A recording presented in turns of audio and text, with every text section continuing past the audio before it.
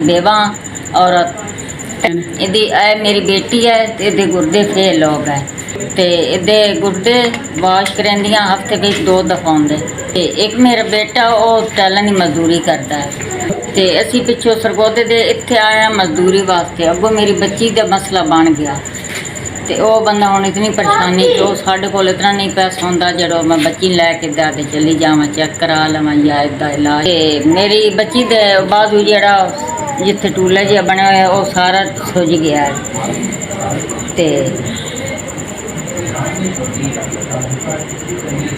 ਉਹਦੇ ਨਾਲ ਨਾ ਚੁੱਲ੍ਹਾ ਜਿਹੜਾ ਪਵਾਇਆ ਉਹਦੇ ਨਾਲ ਛਿੱਕ ਬੈਠ ਗਈ।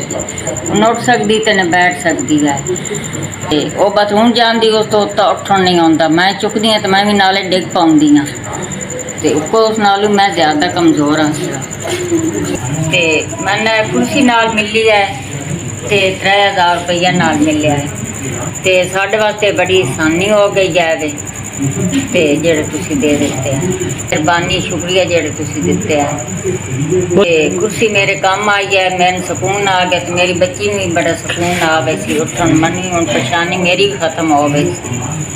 ਚਾਹ ਕੇ ਰੱਖ ਦਿੱਤੀ ਤਾਂ ਆਪੇ ਹੁਣ ਉੱਠ ਵੀ ਗਿਆ ਉਸੇ ਤੇ मन ना चुकना भी ना पाओ सी।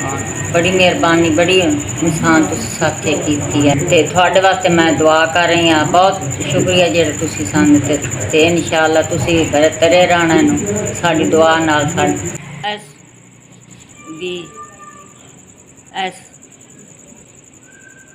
शुक्रिया जेड़ी तुसी मदद मेरे कान तुसी बचा।